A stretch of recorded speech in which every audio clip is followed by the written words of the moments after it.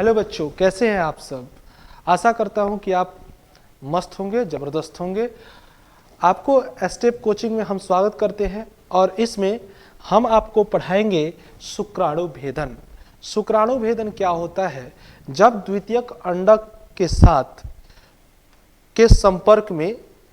या संपर्क में जब शुक्राणु आता है, जब द्वितीयक अंडक के साथ संपर्क में शुक्राणु आता है तो उस दौरान दोनों के बीच में एक संबंध बनता है और उस समय शुक्राणु की कोशिका द्वारा अंडाणु की द्वितीयक अंडक की भित्तियों को तोड़ा जाता है।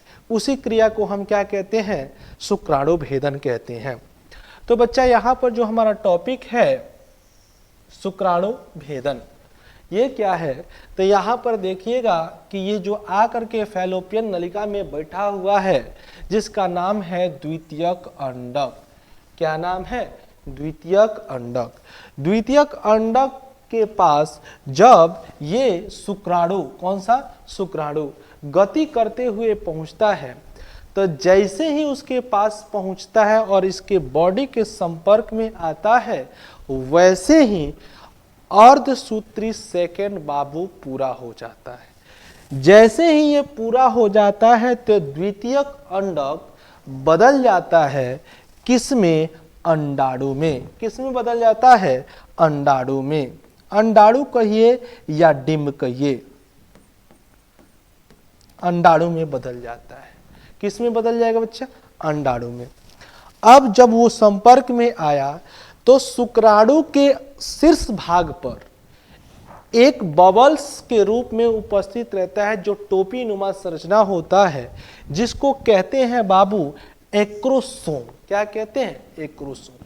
एक्रोसोम के पास पाचक एंजाइम भरे होते हैं। पाचक एंजाइम जब इसके संपर्क में आते हैं तो वो पाचक एंजाइम वाला, यानी यूं कहेंगे एक्रोसोम, फट जाता है और जैसे ही फटेगा तो उसमें उपस्थित तरल पदार्थ क्या करेगा? अंडाणु के सबसे बाहरी परत कोरोना रेडिएटा को तोड़ेगा, उसके बाद जोना पेलुसिडा को तोड़ेगा। जैसे ही कोरोना रेडिएटा और जोना पेलुसिडा की भित्ति टूटती है, इसी क्रिया को हम क्या कहते हैं? शुक्राणु भेदन। अब क्या होता है? नर युग्मक जो शुक्राणु में उपस्थित है वो ट्रांसफर होता है, अंडाणु में ट्रांसफर होता है। तो जैसे ही ट्रांसफर हो जाता है शुक्राणु का नर युग्मक अंडाणु में ट्रांसफर जैसे होता है उस क्रिया को हम कहते हैं युग्मक स्थानांतरण। बउआ, उसके बाद क्या होता है? जब दोनों एक मादा युग्मक नर युग्मक आपस में जब मिल जाते हैं तो उसके तुरंत बाद जोना पेलुसिडा के ऊपर एक भित्ति का निर्माण हो जाता है जिसे हम क्या कहते हैं? निषेचित झिल्ली। झिल्ली कहिए या भित्ति का निर्माण हो जाता है। और जब ये दोनों नर युग्मक मादा युग्मक आपस में संलयित हो जाते हैं उस क्रिया को बाबू हम निषेचन कहते हैं, यानी निषेचन पूरा हो जाता है। और जब निषेचन पूरा हो जाता है तो हमारे पास एक संरचना का निर्माण होता है जिसको कहते हैं निषेचित अंडाणु या युग्मनज। यानी कहने का अर्थ क्या है कि शुक्राणु आया द्वितीयक अंडक के पास तो अर्धसूत्री सेकंड कंप्लीट करवाया।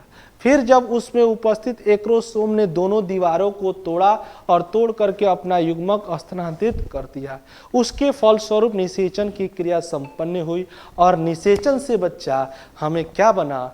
युग्मनज का निर्माण हुआ। थैंक्स बच्चों।